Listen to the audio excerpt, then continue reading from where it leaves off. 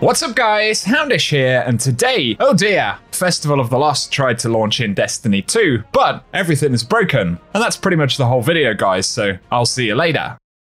Only joking, kind of. Today we're going to talk about updates and changes to the game this week, including the new event, where there have been a handful of issues in the launch, but Bungie have fixes for some of them already, and they outline other bugs with Festival this year. In addition though, we'll touch on some actually pretty juicy rewards for this year's event. And then we also got a new game update, and Bungie correct some patch notes, disable some exotic loot, and finally re-enable some others. Plus there are a few other things to break down in the video today. So as always, I hope you guys enjoy this one, but without further delay, let's get into it. And of course this week the main event was the launch of Festival of the Lost, arguably. But it didn't take long for a bug to strike, and that's the one where spectral pages weren't being manifested properly at the end of haunted sectors, so Bungie said they're aware of an issue causing the pages not to manifest and blocking progression of the Gone But Not Forgotten questline. And a few hours later they said a fix has now been implemented to address an issue where some players couldn't convert spectral pages into manifested pages, and so, based on that, the quest should now be finishable for all folks who couldn't get it done. And that opens up progression on the title, the event card, and generally the ability to continue playing through the event. And so that in itself is a positive, and it's good that Bungie managed to get it fixed relatively quickly. Of course, it's still a shame that it happened at the launch.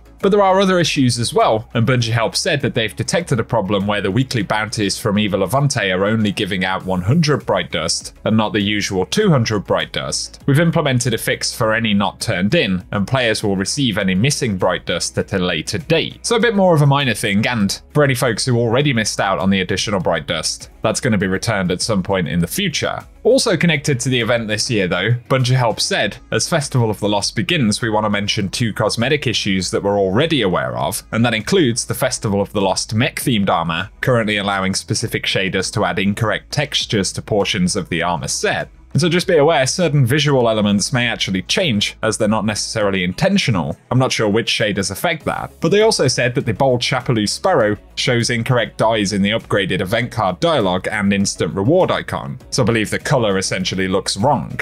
So a couple of extra minor things for the Festival of the Lost right there. But there are more things to be aware of related to the patch that we saw for the game in general yesterday. And one of the updates we were due to see was a change to Rangefinder, but Bungie Help said that the removal of a 20% bonus to aim assist falloff for Rangefinder didn't import into update 6.2.5. So they've removed it from the patch notes, and the actual change should be added to the game in a future update. Also a bit of a shame right here, one of the weapons I was excited to try out, but the Lord of Wolves exotic shotgun has been disabled due to an issue where it can apply more damage than intended. And so it literally got a buff and almost instantly went wrong and is now disabled, but they're targeting next week's update to release the fix, and more information will be provided when available. So all being well, the worst case scenario is that Lord of Wolves is disabled until next week. And obviously that gives us confirmation of another hotfix that we're going to see next week, possibly on Tuesday. Also another quick thing here, but the descriptions were updated on solo flawless triumphs for dungeons. And DMG said the team wanted to update the general flawless triumphs to specify that the full fire team needs to be flawless, but it looks like the description change hit the solos by mistake. And to be clear, solo flawless is still required to unlock those triumphs, and the bug description will be fixed in a future update. And so, safe to say it's been an interesting first day for the event, lots of issues present there, but at least now with spectral pages fixed, if you want to get stuff done and go ahead,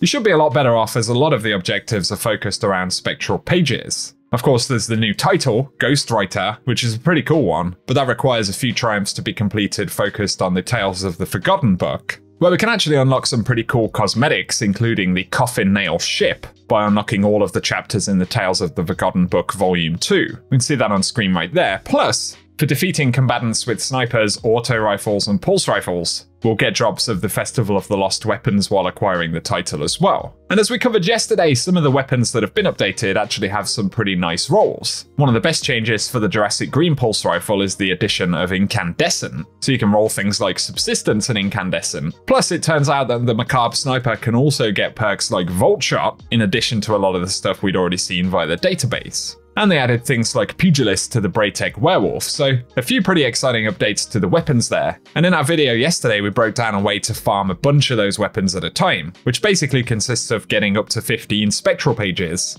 then completing a haunted sector and getting 15 Headless Ones kills. And as those pages are converted, it's possible to get between 3 and 5 weapon drops in one run of a haunted sector, which is pretty good. And if you're after both unlocking triumphs for titles and the event card, as well as grinding weapons for the event this year, spending a bit of time farming spectral pages, then farming the haunted sectors is going to be pretty beneficial. So let us know how you're finding the event this year. I've definitely heard the feedback about the event being pretty similar to what we've seen in previous years, although this tends to be the case for season events, right? Personally, I just wish that we didn't have to stand around waiting for the timer to go down when we kill 10 Headless Ones before it runs out in the activity. But give us your thoughts on the event down below. To touch on a few other updates from the patch that we had yesterday though, Bungie said that they fixed a problem where the Gerfalcon's Hauberk Overshield allowed players to gain infinite Juggernaut melees, Splendor Helm Sunspots, and Promethean Spur Rifts. And so that exotic chest piece is now re-enabled. Also for armor, they fixed a problem where ionic traces generated from Falling Star granted Glaive Shield energy, another issue where Dawn Chorus wasn't showing in players' collections. And the second chance anti-barrier shield throw will now fully deplete a barrier champion's barrier at the Grandmaster level.